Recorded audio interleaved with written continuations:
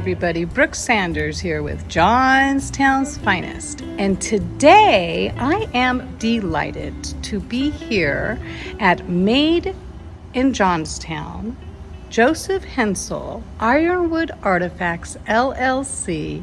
And boy, oh boy, do we have a treat in store for us. How are you doing today, Joe? I'm good, Brooke. Good to Great.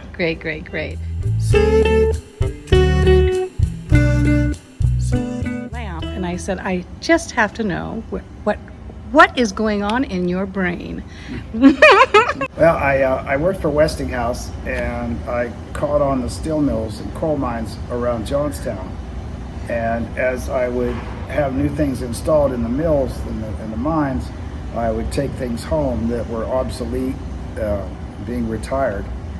And I started doing art shows. Eventually, I left Westinghouse to do art shows full time.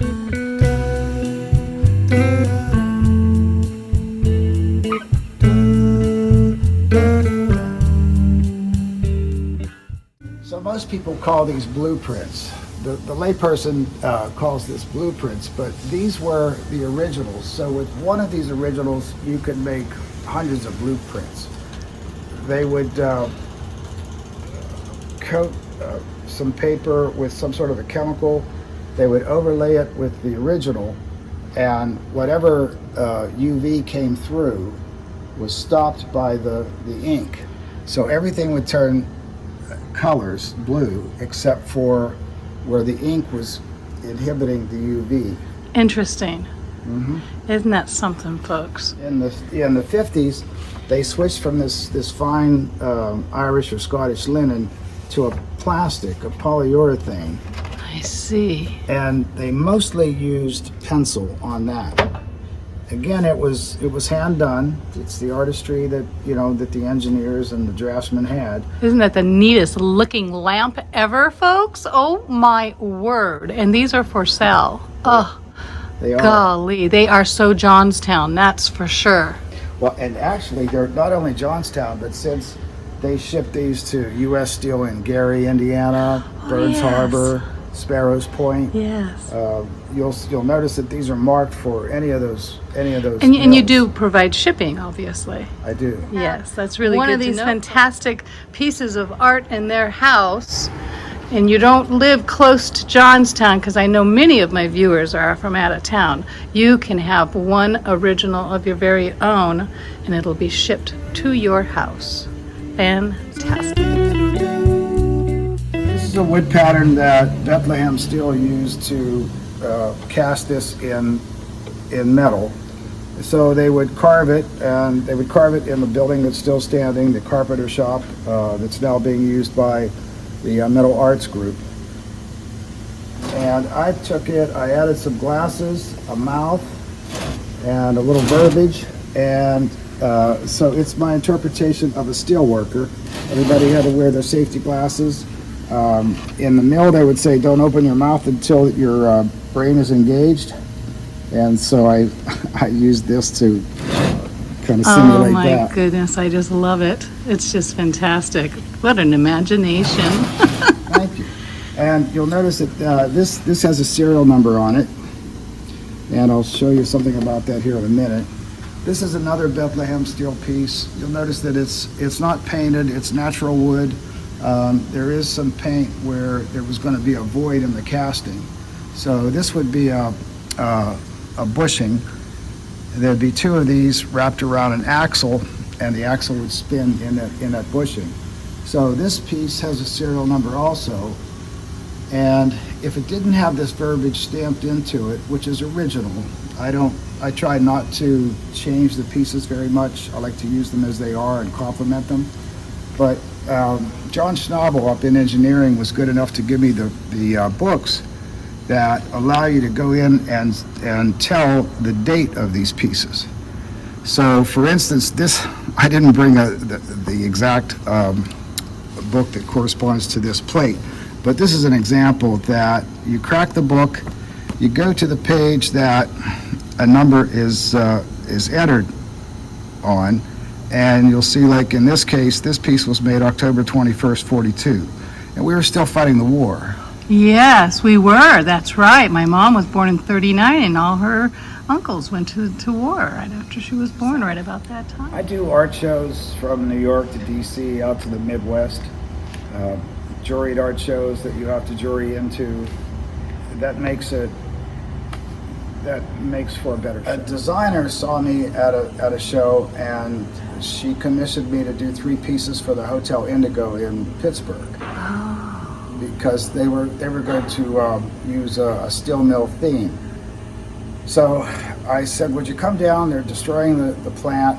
You'd get a kick out of being here, and maybe you could give me a little direction on what elements you'd want in your sculpture. So she did, and she picked out some of the patterns that I used, and I took it from there. I see. But while we were there, the owners of the upcoming hotel, the hotel wasn't built yet, they came down and they bought a 10-ton ladle. Oh! It was one of the ladles that, the overhead crane would pull around the mills. Yes. And it could carry 10 tons of molten metal. Good, my goodness. And it weighed 10 tons. Holy cow. So they reinforced the floor, and if you go to the Hotel Indigo in Pittsburgh, off of Bate Street, you'll see it along with a lot of other steel artifacts.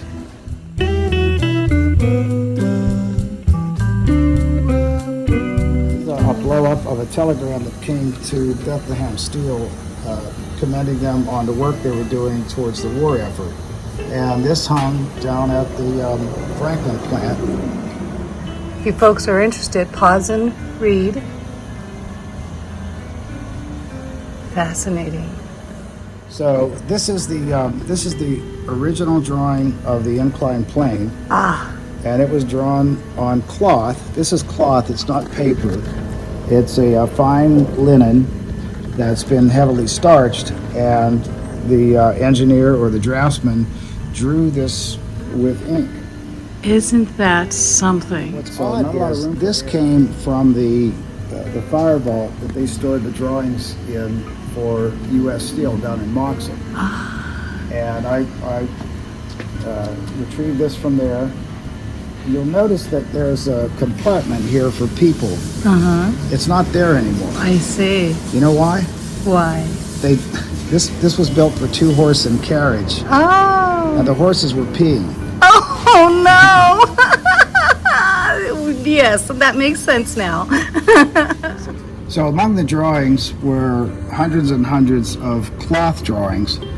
The engineers and the draftsmen drew on cloth until about 1950.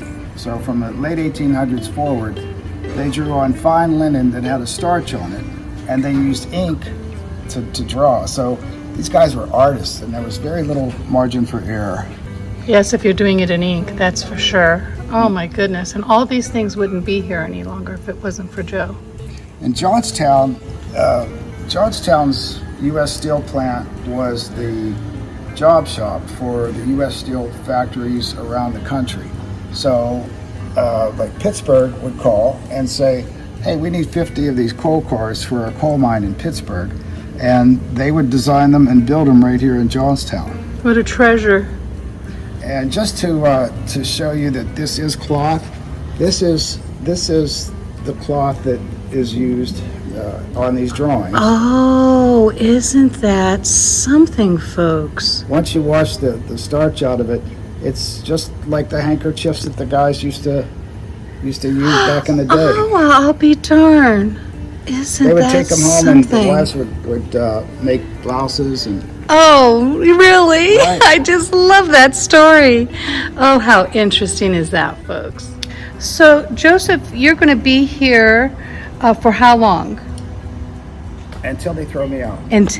This is good news, folks. So right here in Johnstown, Pennsylvania, all you have to do is come on down to 507 Main Street, Made in Johnstown, and you come in here and you see Joseph Hensel, Ironwood Artifacts, LLC. It's really stunning work, and I really appreciate you. Well, folks, I sure had a wonderful time interviewing Joe, and I sure hope that you enjoyed yourself, too. Well, you know what I always say, folks, until I see you next time, stay friendly. Bye-bye.